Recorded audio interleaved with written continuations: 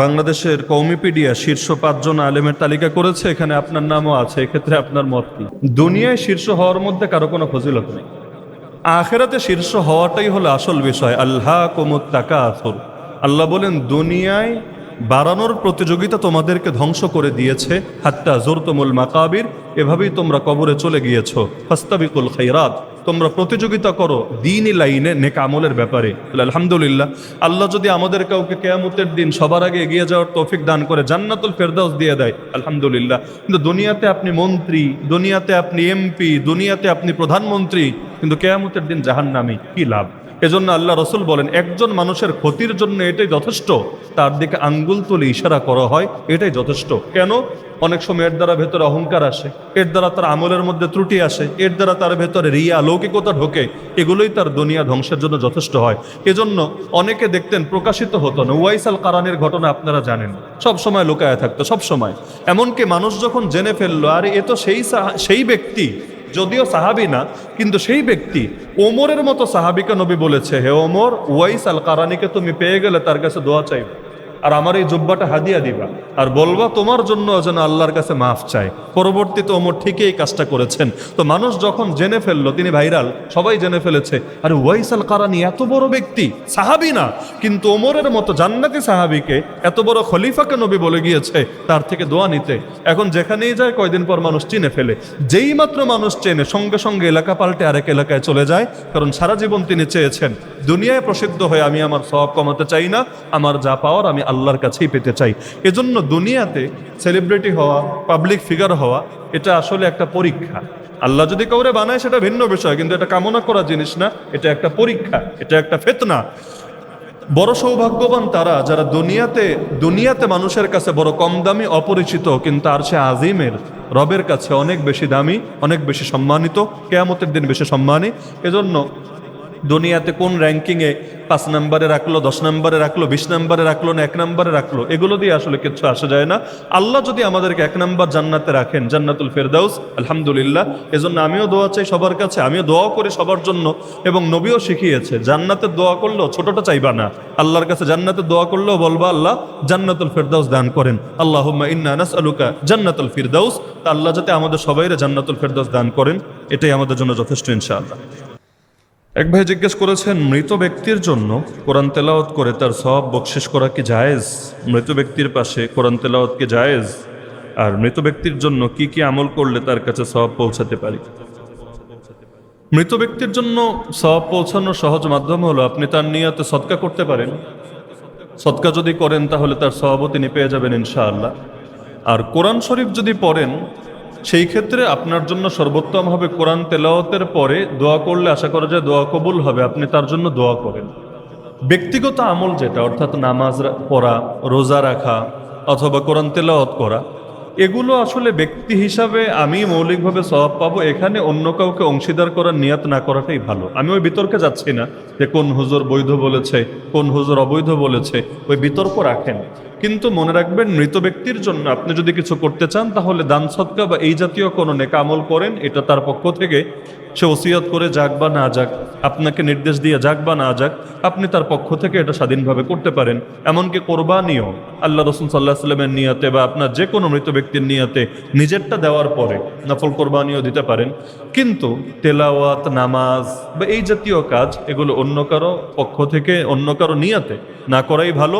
বরঞ্চ আপনি করার পরে দোয়া করেন, আপনি করার পরে আল্লাহর কাছে দোয়া করেন যে আল্লাহ আমি তো একটা নেকামল করলাম, তাহলে সেই ক্ষেত্রে আপনি তার কবরের আযাব মাফ করেন, তাকে জান্নাতে উচ্চ মর্যাদা দান করেন, ইত্যাদি ইত্যাদি।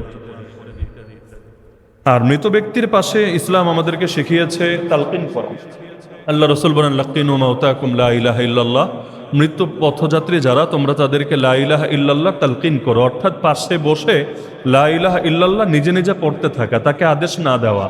কারণ আপনার পড়ার দ্বারা তার ভেতরে কালেমা থাকলে এমনি মনে আসবে। আর এটা সবাই জানে যে মরার আগে কালেমা পড়তে পড়তে যদি মরণ হয় তাহলে জান্নাতি হবে, এই হাদিস সবাই জানে। ডাইরেক্ট আদেশ করা উচিত না, কারণ যেহেতু সে সময় কষ্ট হয়, অনেক সময় আদেশ করলে বিরক্ত হয়ে সে খারাপ কথা বলে বসতে পারে, যেটা তার ইমানের জন্য খতরনাক হবে। পাশাপাশি মৃত ব্যক্তি যেহেতু সেই সময় অনেক কষ্টে থাকে, কেউ যদি রুকিয়ার নিয়াতে, রুকিয়া মানে হলো ঝাড়ফুঁক করা, এজন্য কোরআনের কোনো আয়াত পড়ে অথবা নবীর কোনো হাদিস পড়ে এবং তাকে কিছু ফুয়ো দেয়, অথবা এমনিও যদি পড়তে থাকে এই জন্য যে আল্লাহ তাকে যাতে সহজ করে দেন, সেটা আয়াতুল কুরসি হোক আর অন্য যা কিছুই হোক না কেন, নিষেধাজ্ঞা নাই, সুযোগ আছে। তবে মূল কাজ হলো তালকিন করা, লা ইলাহা ইল্লাল্লাহ তালকিন করা। এটা বাদ দিয়ে অন্যগুলো করলে এটা উত্তম হবে না, তালকিনটাই প্রাধান্য দেওয়া দরকার। আমরা জানি কোনো মুসলমানের টাকা কোনো মুসলমান জুলুম করে খেলে কিয়ামতের দিন তার প্রতিদানে নেক আমল দিতে হবে। যদি কোনো হিন্দুর টাকা কোনো হিন্দু জুলুম করে খেয়ে ফেলে কিয়ামতের দিন তখন কি হবে? প্রশ্নকারী মুসলমানের পরে এখন হিন্দুদেরকে নিয়েও চিন্তায় আছে যে কিয়ামতের দিন তাদের কি হবে। এক হিন্দু যদি আর এক হিন্দুরটা খেয়ে ফেলে, নেক আমল তো আর ভাগাভাগি করার কিছু নাই, কারণ ওদের নেক আমল কোনো কিছু আল্লাহর কাছে গ্রহণযোগ্যই না। বাকি এর জন্য তাকে ক্ষতিগ্রস্ত হতে হবে, কারণ কারো হক নষ্ট করলে শুধু নেক আমল দেওয়াটাই একমাত্র বিনিময় না। যেমন হাদিসের মধ্যে আছে, এক ছাগল, গত সপ্তাহে আমি হাদিস শুনিয়েছিলাম, এক শিংওয়ালা ছাগল শিংহীন ছাগলকে গুঁতো মেরেছিল। ছাগলের জন্য তো জান্নাতও নাই, জাহান্নামও নাই, কিছুই নেই, কিন্তু এক শিংওয়ালা ছাগল শিংহীন ছাগলকে গুঁতো মেরেছিল। কিয়ামতের দিন আল্লাহ শিংহীন ছাগলকেও শিং দিয়ে দিবেন এবং আল্লাহ তাআলা ওই শিংওয়ালা ছাগলের থেকে তার যেটা প্রাপ্য আল্লাহ তাআলা জুলুমের বদলা উসুল করে নেবেন। তো সেখানেই যেহেতু আল্লাহ ইনসাফ কায়েম করবেন, তাহলে হিন্দু হোক আর নাস্তিক হোক আর যেই হোক না কেন, আল্লাহ সবার থেকে এটা উসুল করবেন। একজন যদি আরেকজনের হক নষ্ট করে তাহলে অবশ্যই এর জন্য তাকে আলাদা করে আযাবে আক্রান্ত হতে হবে। সে হক যদি নষ্ট না করতো, যে আযাবটা তার নসিবে হয়তো জুটতো না, কারণ সব কাফেরের শাস্তিও কিন্তু এক না। আবু তালেবও অমুসলিম, আবু জাহালও অমুসলিম, কেউই ঈমান নিয়ে মরতে পারে নাই। কিন্তু আপনার কি ধারণা দুইজনের কবরের শাস্তি সমান হবে? প্রশ্নই আসে না। আল্লাহ রসুলই জানিয়েছেন কবরে জাহান্নামে সবচাইতে হালকা শাস্তি যার হবে তিনি হলেন খাজা আবু তালেব। কেন? কারণ যদিও মুসলমান ছিলেন না, কিন্তু আল্লাহ রসুলের খেদমতে কোনো কমতি করেন নাই। এমনকি আমরা সবাই মিলে ইসলামের জন্য যা করেছি, নবীর জন্য যা করেছি, আবু তালেব অমুসলিম হয়েও এর চাইতে 1000 গুণ বেশি করেছে। বিনিময়ে জান্নাত তো পাবে না যেহেতু ঈমান নাই, কারণ ঈমান হলো সংখ্যা, আমল হলো শূন্য। সংখ্যা না থাকলে শূন্য আর জিরো যতই থাকে কোনো লাভ হয় না। কিন্তু লাভ এতটুকু হয়েছে, জাহান্নামের আযাব তার জন্য আল্লাহ হালকা করে দিয়েছেন। তাহলে সব কাফেরের শাস্তি সমান না। তাহলে একজন মনে করেন হিন্দু কিন্তু কাউরে ঠকায় নাই কোনোদিন, আর আরেকজন হিন্দু কিন্তু আরেক হিন্দুকে ঠকিয়েছে, তাহলে পরকালীন শাস্তি উভয়ের সমান হবে না, বরং শাস্তির মধ্যে তফাৎ থাকবে। যে মানুষকে ঠকিয়েছে তার শাস্তিটা বেশি হবে। আরেক ভাই জানতে চেয়েছেন, এই যে বর্তমানে বিদ্যুৎ খাতে যে মানুষকে ঠকানো হচ্ছে বিভিন্নভাবে, যারা প্রিপেড মিটার ব্যবহার করে তারাও টাকা ঢুকাতে হয়রান, আমি নিজেও হয়রান। আর যারা প্রিপেড মিটার ব্যবহার করে না তারাও বিল দেখে পেরেশান, বিগত সময়েও হয়েছে, এখনো হচ্ছে। তো এগুলোর ব্যাপারে আসলে ইসলাম কি বলে, এটা ক্ষেত্রে মাথায় রাখা দরকার। একজন মানুষকে ঠকানো সেটা যে কোনোভাবে নিষেধ। জনগণও সরকারকে ঠকানো নিষেধ, সরকারও জনগণকে ঠকানো নিষেধ। জনগণ সরকারকে ঠকায় কিভাবে? অনেকে আছে রেলে চড়ে ভাড়া দেয় না, বহুত পাবলিক আছে রেলে চড়ে ভাড়া দেয় না। আপনি ভাবছেন যে আমি সরকারের ফাঁকি দিচ্ছি, আসলে সরকারকে না, আপনি এই দেশের সব জনগণকে ফাঁকি দিচ্ছেন। কারণ সরকারি সম্পদ মানে আওয়ামী লীগের সম্পদও না, বিএনপির সম্পদও না, জামাতের সম্পদও না। সরকারি সম্পদ মানে জনগণের সম্পদ, যেখানে জনগণের সবার, আমার আপনার এই দেশের 18 কোটি মানুষের প্রত্যেকের হক আছে। তাহলে একজনের হক নষ্ট করলে মাফ নিতে হয় একজনের থেকে। যখন সবার হক নষ্ট করছেন তখন ক্ষমাটাও তো নিতে হবে সবার থেকে, না হলে তো আপনার কিয়ামতের দিন পরিণতি আরো ভয়ঙ্কর হবে। এজন্য সরকারি সম্পদ জনগণের দ্বারা নষ্ট করাও ঠিক না, আর জনগণের ক্ষতিও সরকারের করা ঠিক না। অনেক সময় যেটা হয় যে সরকারকে বিব্রত অবস্থায় ফেলার জন্য তাদের মাথায় কাঁঠাল রেখে ওই কাঁঠাল ভেঙে ফায়দা নেওয়ার জন্য এটা বহু টাইপেরই আচরণ করে, যার মধ্যে অন্যতম হলো এই টাইপের ভুতুরে আচরণ, ভুতুরে বিল। তো এগুলোর ক্ষেত্রে মূলনীতি হলো এখানে কয়েকটা পাপ জড়িত আছে। কেউ না কেউ তো কাজটা করছে, আমরা জানি না, কিন্তু কেউ না কেউ তো কাজটা করছে। আমাদের কাছে অস্পষ্ট, কিন্তু আল্লাহর কাছে তো অস্পষ্ট না। এই ক্ষেত্রে একটা না কয়েকটা পাপ হবে। 1 নম্বর পাপ হলো কোরআনের এই আয়াত, লা তাকুলু আমওয়ালাকুম বাইনাকুম বিল বাতিল। আল্লাহ বলেন তোমরা নিজেদের সম্পদ অন্যায়ভাবে ভক্ষণ করো না। তাহলে এই যে অন্যায়ভাবে মানুষের থেকে বেশি টাকা নেওয়া হচ্ছে, তাহলে সে যেটা খাচ্ছে এটা তার জন্য হারাম হচ্ছে, এবং নবীর সেই হাদিস, সে নিজের পেটের মধ্যে জাহান্নামের আগুন ঢুকাচ্ছে। আল্লাহ রসুল বলেন ওই শরীর কোনোদিনও জান্নাতে যাবে না যেটা হারাম দ্বারা গঠিত হয়েছে, হারাম দ্বারা গঠিত হয়েছে, গুজদিয়া বিল হারাম। দ্বিতীয় পাপ হলো কোরআনে 30 নম্বর পরে একটা সূরা আছে মুতাফফিফিন, ওয়াইলুল মুতাফফিফিন। আল্লাহ বলেন মুতাফফিফরা ধ্বংস হোক। মুতাফফিফ কারা? আল্লাহ নিজেই পরিচয় দিয়েছেন, যারা মানুষের থেকে নেওয়ার সময় কড়াই গন্ডে উসুল করে নেয়, নিজে দেওয়ার সময় তাদেরকে কম দেয়, তাদেরকে ক্ষতি করে দেয়। আল্লাযীনা ইযা ক্তালু আলান নাসি ইস্তাওফুন ওয়া ইযা কালুহুম আও ওয়াজানুহুম ইউখসিরুন। তাহলে এই কাজগুলো যারা করছে তারা মুতাফফিফ। কিভাবে? আপনি কখনো কম দিতে পারবেন না তাদেরকে। আপনি অন্যান্য সময়েও যা ব্যবহার করেন একদম কড়াই গন্ডে আপনার থেকে নিয়ে ছাড়বে, না হলে লাইন কেটে দিবে। কিন্তু নিজে দেওয়ার সময় আবার ঠিকভাবে দিবে না, বরঞ্চ আপনাকে বিভিন্নভাবে ক্ষতিগ্রস্ত করবে, যা দিবে এর চাইতে বেশি বিল করবে। তাহলে তারা মুতাফফিফের অন্তর্ভুক্ত, যাদেরকে বদদোয়া দিয়েছেন স্বয়ং আল্লাহ নিজে, এবং তাদের জন্য জাহান্নামের একটা আলাদা উপত্যকা বরাদ্দ, যেটার নাম ওয়াইল। ওয়াইল হলো জাহান্নামের একটা ভয়ঙ্কর জায়গা, আল্লাহ এটা তাদের জন্য বরাদ্দ করে রেখেছেন। 3 নম্বর হলো ধোঁকা, প্রতারণা। আল্লাহ নবী মদিনার বাজারে গেলেন, মুসলিম শরীফের হাদিস, গিয়ে এক খাদ্যের দোকানে গেলেন, গিয়ে এক স্তূপ খাদ্যের ভেতরে হাত ঢুকিয়ে দিলেন। স্তূপ তো বুঝেন, মনে করেন বস্তায় ভরা খাবার, নবী মাঝখানে হাত ঢুকিয়ে দিলেন। তো উপর দিয়ে তো খাবার মাশা আল্লাহ, কিন্তু ভেতরে আল্লাহ নবী টের পেলেন ভিজা ভিজা। বের করলেন, দেখলেন যে আসলেই তো ভিজা। নবী জিজ্ঞেস করলেন কি ব্যাপার, উপর দিয়া মাশা আল্লাহ, ভিতরে অবস্থা কেন? সে বললে ইয়া রাসূলুল্লাহ, আমার কোনো দোষ নাই, বৃষ্টিতে ভিজে গেছে, আমি কি করব? আল্লাহ রসুল বললেন তো উপরে রাখলে না কেন? উপরে রাখলে মানুষ দেখতো, এরপর নিবে কি না নিবে এটা সে সুন্দরভাবে সিদ্ধান্ত নিতে পারতো। এই যে উপর দিয়ে একরকম দেখালা, ভেতরে আরেক রকম দিলা, এটা হলো ধোঁকা। এরপর নবী বলেন যে আমাদেরকে ধোঁকা দেয় সে আমার উম্মতি না, মান গাশশানা ফালাইসা মিন্না। যে আমাদেরকে ধোঁকা দেয়, আমাদেরকে মানে নবীকে না, নবীর উম্মতকে, যে আমাদেরকে ধোঁকা দেয় সে আমাদের উম্মতি না। তাহলে আজকে যারা ধোঁকাবাজি করছে, আপনার নামে যা ইচ্ছা লিখে দিচ্ছে, তাহলে তারা নবীর উম্মত পরিচয় দেওয়ার কোনো নৈতিক অধিকারই রাখে না। আর সর্বশেষ পাপ হলো আমানতের বিপরীতটা খেয়ানত। আমানত মানে অনেকে আবার বোঝে না, অনেকে ভাবে আমানত মানে আমি টাকা রাখলাম আপনার কাছে, দেওয়ার সময় ঠিকভাবে দিলে আপনি আমানতদার। না রে ভাই, ইসলামে আমানত অনেক ব্যাপক। আমানত মানি ইসলাম, ইসলাম মানি আমানত। এজন্য নবী বলেন যার আমানত নাই, আমানতদারি নাই, তার কোনো দিন ধর্মও নাই। লা দীনা লিমাল্লা আমানাতা লাহু। আপনার সাথে আমি মনে করেন আলাদা করে কথা বললাম, অনেক সময় হয় না আমরা সিক্রেট আলাপ করি, আপনার সাথে আমি কথা বললাম, আমি আপনাকে আলাদা করে বলি নাই ভাই এটা কাউরে বইলো না, গোপন রাখো, আমি বলি নাই। কিন্তু আপনি জানেন যে এটা পাবলিক প্লেসে বলার মতো কথা না, এটা আমি আপনাকে বিশ্বাস করে আপনার কাছে আমি শেয়ার করেছি। আপনি গিয়ে এটা ফেসবুকে পোস্ট দিয়ে দিলেন, আপনি গিয়ে জাতিরা জানায় দিলেন, আমি কিন্তু না করি নাই জানাতে। আল্লাহ রসুলের হাদিস অনুসারে আপনিও খেয়ানত করেছেন। কিভাবে? নবী বলেন আল মাজালিসু বিল আমানা। এক একটা মজলিস, মজলিস বুঝেন, এই যে বৈঠক আমরা করছি, এই বৈঠকগুলো আমানত।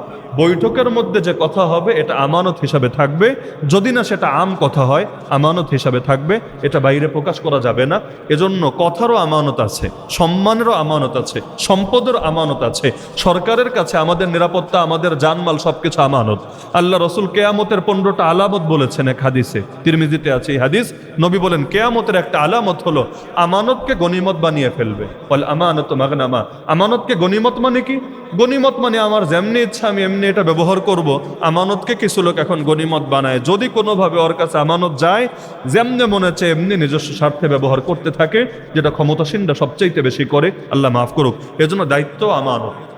যে যে দায়িত্বে আছে, আপনি এমপি না, আপনি মেয়র না, আপনি চেয়ারম্যান না, আপনি সরকারি কর্মকর্তা, প্রতিটা আমানত যদি ঠিকভাবে করেন আলহামদুলিল্লাহ, না হলে এই খেয়ানতি আপনার জাহান্নামে যাওয়ার জন্য যথেষ্ট। আর হাদিসে আছে প্রত্যেক গাদ্দারকে, প্রতারককে আল্লাহ কিয়ামতের দিন আলাদা ঝান্ডা গেড়ে দিবেন তার পেছনে। ওই দুনিয়াতে মানুষ বলে না যে বাস দেয় একজন আর একজনকে, ওই শব্দটাই আর কি।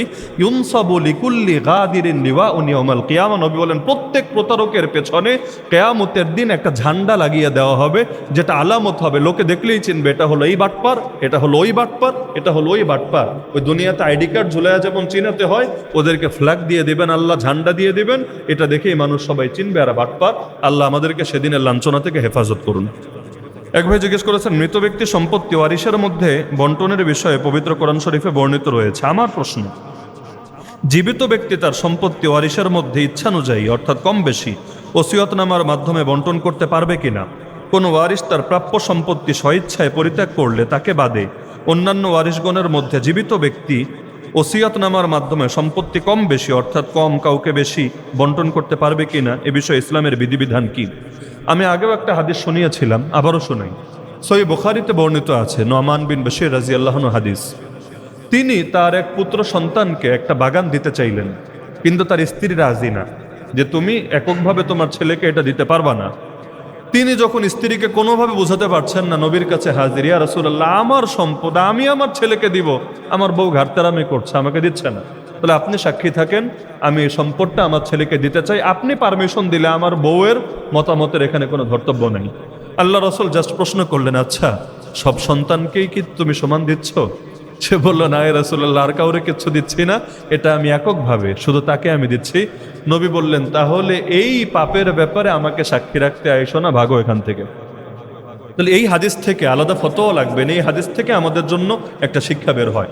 মনে রাখবেন, আপনি যখন মরে গেলেন, আপনার সম্পদ এটা আর আপনার সম্পদ নয়, এটা ওয়ারিসের সম্পদ, এবং তাদের মধ্যে কিভাবে বন্টিত হবে এটা আল্লাহ কোরআনে বিশাল বিশাল আয়াত দিয়ে, বিশেষ করে সূরা নিসার মধ্যে আল্লাহ জানিয়ে দিয়েছেন।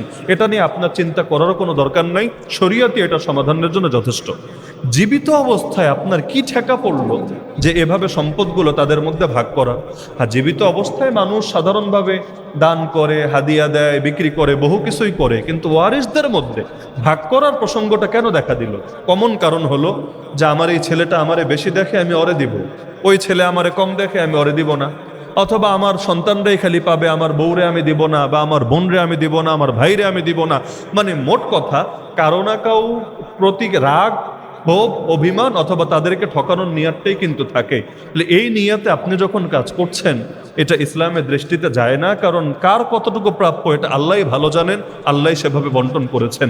যার কারণে আমাদের পরামর্শ থাকবে যে জীবিত অবস্থায় এভাবে করার দরকার নাই, কারণ নবী নিজেই যেখানে সাক্ষী হন নাই তার এক সাহাবীর ব্যাপারে, আমাদের কি দরকার এই কাজগুলো করার? হ্যাঁ, কখনো যদি এমন হয় যে কোনো সন্তান এমনভাবে নষ্ট হয়েছে, আল্লাহ মাফ করুক, যে তার হাতে সম্পদ গেলে এর দ্বারা সমাজের ক্ষতি হবে, রাষ্ট্রের ক্ষতি হবে, সেই ক্ষেত্রে আপনি মুফতিদের সাথে পরামর্শ করে কোনো কার্যকর সিদ্ধান্ত নিতে পারেন। আর কিছু ক্ষেত্রে ইসলামেরও নীতি আছে, যেমন কেউ যদি বেঈমান হয়ে যায়, আল্লাহ মাফ করুক, নাস্তিক হয়ে গেছে, কাফের হয়ে গিয়েছে, তাহলে ইসলামের নীতি হলো তার বাপ যদি যত সম্পত্তি রেখে যাক না কেন, সে কোনো সম্পদের ওয়ারিশ হবে না। লা ইয়ারিসুল মুসলিমুল কাফির ওয়ালাল কাফিরুল মুসলিমা, এরকম ইসলামের কিছু নীতিমালা আছে, সেটা মুফতিদের সাথে পরামর্শ করে আপনারা সিদ্ধান্ত নেবেন। বাকি সাধারণ পরামর্শ হলো যে সন্তানদের মধ্যে বা ওয়ারিসদের মধ্যে বিভাজন করার জন্য এই জাতীয় কোনো ওসিয়াতনামা করার দরকার নেই, আপনার সম্পদ নিয়ে আপনার টেনশনই করার দরকার নেই, এগুলো আপনি মরার পর যথাযথভাবে ভাগ হবে ইনশাআল্লাহ। হ্যাঁ, আপনি ফিকির করলে একটা জিনিস নিয়ে করতে পারেন, সেটা হলো যে কিছু সম্পদ যদি মসজিদ মাদ্রাসার জন্য অথবা দিনে কোনো সদকায়ে জারিয়া হিসাবে আপনি রেখে যেতে চান, এটার জন্য কিভাবে ওসিয়াত করতে হবে সেটা আপনি আলেমদের সাথে পরামর্শ করে ওই কাজটা করতে পারেন, যেটা মরার পরেও আপনার জন্য একটা সওয়াবের জরিয়া হবে বা সদকায়ে জারিয়া হবে, আলহামদুলিল্লাহ। এছাড়া অন্য কিছু করার দরকার নেই। এক ভাই অনেক বড় একটা প্রশ্ন করেছে, এটাই আমাদের শেষ। কোনো ব্যক্তি তার জমির কিছু অংশ 4 লক্ষ টাকার বিনিময়ে বিক্রি করলো, আচ্ছা, কিন্তু কিছু সমস্যার কারণে ক্রেতাকে জমির কাগজ বা দলিল দিতে পারলো না। অতঃপর ক্রেতা তার ক্রয়কৃত জমির থেকে অধিক ভোগ করতে শুরু করলো এবং বিভিন্ন রকম বিশৃঙ্খলা শুরু করলো 4 বছর পর্যন্ত। জমির মালিক তাকে বাধা দেওয়া এসে বিচার বসালো। অতঃপর বিচার ফয়সালা দিয়েছেন যে জমির মালিক 6 লক্ষ টাকা দিলে তাকে জমি ছেড়ে চলে যেতে হবে। জমির মালিক অর্থাৎ বিক্রেতা এ সিদ্ধান্তে রাজি হলো, তবে বিক্রেতা ছিল সরকারি কর্মকর্তা। তার অর্থাৎ বিক্রেতার ব্যাংকের সাথে চুক্তি হলো যে ব্যাংক তাকে এখন 6 লক্ষ টাকা ঋণ দিবে এবং পরবর্তীতে তার মাসিক বেতন থেকে ঋণের টাকা কর্তন করা হবে। এক্ষেত্রে এভাবে টাকা পরিশোধ করলে সেই জমি ভক্ষণ করার হুকুম কি? আর জর্দার মাসালার স্পষ্ট সমাধান পেলে খুবই উপকৃত হতাম। আচ্ছা, প্রথম বিষয়টা আমার সামনে একটু অস্পষ্ট, প্রশ্ন থেকে আমার ক্লিয়ার হয় না, এটা যেভাবে প্রশ্ন করেছেন একটু আলাদা করে দেখা করেন ইনশাআল্লাহ। বিষয়টা ক্লিয়ারভাবে জমির ব্যাপার না বুঝলে সমাধান দেওয়া কঠিন। আর জর্দার মাসালাটা এক বাক্যে আমরা আগেও বলেছি, আজকেও বলে দিচ্ছি, সেটা হলো জর্দার ব্যাপারটা কোরআনেও নাই, হাদিসেও নাই, ডাইরেক্ট জর্দার কোনো নাম নাই, কিন্তু হাদিসে একটা নীতি আছে, নীতি, ওই নীতি কথার আলোকে আমরা সিদ্ধান্তে উপনীত হতে পারবো। আল্লাহ রসুল বলেছেন, লা দরারা ওয়া লা দিরারা, নিজের ক্ষতি হয় বা মানুষের ক্ষতি হয় এমন কিছু জায়েজ নেই। যার দ্বারা নিজের ক্ষতি হয়, শরীরের ক্ষতি অথবা মানুষের ক্ষতি হয়, এমন কিছু ইসলামে বৈধ না। তাহলে এটা একটা মূলনীতি, জাস্ট একটা হাদিস না, একটা মূলনীতি। এই মূলনীতির মধ্যে আপনি সব ফেলতে পারবেন। বহু কিছু এমন যেটা হাদিসে নাই, যেমন ইয়াবার নাম হাদিসে আছে, ফেন্সিডিলের নাম হাদিসে আছে, বহুত কিছুর নামই হাদিসে নাই, কিন্তু যেটার দ্বারা মাদকতা সৃষ্টি হয় হাদিসে আছে, কুল্লু মুস্কিরিন হারাম, যেটা মাদকতা সৃষ্টি করে সেটাই হারাম, সেটাই নিষিদ্ধ, সেটাই কবিরা গুনাহ। তাহলে ওগুলোকে আমরা এক ক্যাটাগরিতে ফেলতে পারি। জর্দা, যারা নিয়মিত খায় ওদের মাদকতা আসে না, নেশা আসে না। আর প্রথম খেলে নেশাও আসে ভিন্ন কথা, নিয়মিত খেলে মাদকতা আসে না, কিন্তু ক্ষতি হয় কি না? ক্ষতি হয় কি না? এটা আমার কথা দ্বারাও প্রমাণিত হবে না, আপনার কথা দ্বারাও প্রমাণিত হবে না। মেডিকেল সায়েন্টিস্টকে জিজ্ঞেস করে, যারা মেডিকেল সায়েন্টিস্ট আছে তাদেরকে জিজ্ঞেস করেন ক্ষতি হয় কি না। 100-র মধ্যে 90 জনই আপনার, 90 না, 100-র মধ্যে 99 জনই বলবে যে ক্ষতি হয়, চরম মাত্রার ক্ষতি হয়, এবং এটা বহু ভয়ঙ্কর রোগের কারণ হয়। তাহলে সিদ্ধান্তে আমরা উপনীত হওয়া সহজ, নবীর হাদিস সামনে রাখি যে যেই জিনিস ক্ষতির কারণ হয় ইসলামে সেটা নিষিদ্ধ। এখন বলবেন অমুক আর তমুক যে খায়, ভাই বহুত মানুষই বহুত কাজ করে, এই জামানায় পাপ করে নাকি? আমাকে এমন একটা লোক দেখেন যে মাসুম, যে পাপ করে না। তো এখন যদি ব্যক্তি দেখিয়ে আপনি কোনো কিছু বৈধতা দিতে চান, তাহলে এই জামানায় কোনো পাপ আর পাপ থাকবে না, সবই সব হয়ে যাবে। কারণ প্রত্যেকেই কোনো না কোনো পাপের সাথে কম বেশি জড়িয়ে আছে। না, চিনি খাওয়া হারাম হবে না এজন্য, কারণ শুধু চিনি না, ভাতও যদি বেশি খাই আমরা, ভাতও ক্ষতি করবে। গরুর গোশতও যদি বেশি খাই, গরুও ক্ষতি করবে। কিন্তু যে কোনো ক্ষেত্রে এটা মাথায় রাখতে হবে যে মূল জিনিসটাই কি ক্ষতিকর, নাকি এটার নির্দিষ্ট পরিমাণ ব্যবহারটা ক্ষতিকর। যেমন যাদের ডায়াবেটিস হয় নাই, তারা অল্প বেশি চিনি সবাই খায়, কিন্তু এর দ্বারা তার ক্যান্সার হয়ে যাচ্ছে বা ভয়ঙ্কর রোগ হচ্ছে, বিষয়টা এমন না। কিন্তু লিমিট ছাড়িয়ে গেলে, নির্দিষ্ট লিমিট ক্রস করলে এটা ক্ষতির কারণ হয়। লবণ নির্দিষ্ট পরিমাণে খেলে তেমন সমস্যা হয় না, কিন্তু এটাও যদি সীমা ছাড়িয়ে যায় এটাও ক্ষতির কারণ হয়। তো যেটার মূলের মধ্যে সমস্যা, আমাদের মাসালা সেটা নিয়ে, যেটার মূলে সমস্যা না, পরিমাণগত সমস্যা বা বিশেষ কোনো রোগের কারণে সমস্যা, যেমন ডায়াবেটিস হলে, হাই প্রেশার হলে বহু খাবারেও সমস্যা হয়, তাই বলে সেই খাবার হারাম, সেই খাবার না জায়েজ না, কারণ এটা আমার কোনো জটিলতার কারণে। কিন্তু জর্দার ক্ষেত্রে মূল জিনিসটাই ক্ষতিকর, এটা পুড়িয়ে খেলেও ক্ষতিকর তামাক, অথবা সেটা ইসে খেলেও ক্ষতিকর। আর যদি কেউ ওই যুক্তি দিয়ে এটাকে বৈধতা দিতে চায়, তাহলে এই যুক্তি দিয়ে বিড়িও বৈধ করা যাবে, সিগারেটও বৈধ করা যাবে, এমনকি হুক্কাও বৈধ করা যাবে। এজন্য ইতিহাসে আমাদের এই ভারতীয় উপমহাদেশে এমন হুজুরের নামও পাওয়া যাবে যে হুক্কা খেত, আমি নাম বলতে চাই না, প্রকাশ্যে ছাত্রদের সামনে হুক্কা খেত, এমন নজির আছে। বিড়ি সিগারেটও কেউ কেউ লুকিয়ে খায়, এমন দলিলও আছে। সুতরাং ওই যুক্তি দিয়ে যদি বৈধ করতে চান, তাহলে মোটামুটি কোরআন হাদিসে নাম নাই এরকম সব কিছুরই বৈধ করা যাবে। কিন্তু জর্দা জিনিসটাই এমন যেটা মূলটাই ক্ষতিকর। এখন সে পোড়ায় খাক, আর সে পানের সাথেই খাক, আর সে যেভাবেই খাক। হ্যাঁ, এখন যদি দুনিয়ার সব ডাক্তাররা আগামীকাল থেকে একমত হয়ে যায় যে না হুজুর, আগে ক্ষতিকর ছিল, এখন নতুন কোনো পদার্থ দিয়ে এটা বানানো হচ্ছে, এর মধ্যে ন্যূনতম ক্ষতি নাই, তো আমরা বলবো ঠিক আছে, ক্ষতি যেহেতু নাই, সমস্যাও নাই। তো যতদিন পর্যন্ত মেডিকেল সায়েন্টিস্টরা ক্ষতির কথা বলবে, আল্লাহ রাসূলের সেই মূলনীতি আমাদের সামনে থাকবে, লা দরারা ওয়া লা দিরারা। আল্লাহ আমাদের বোঝার তৌফিক দান করুন, আমিন। ওয়া আখিরু দাওয়ানা আনিল হামদুলিল্লাহি রাব্বিল আলামিন।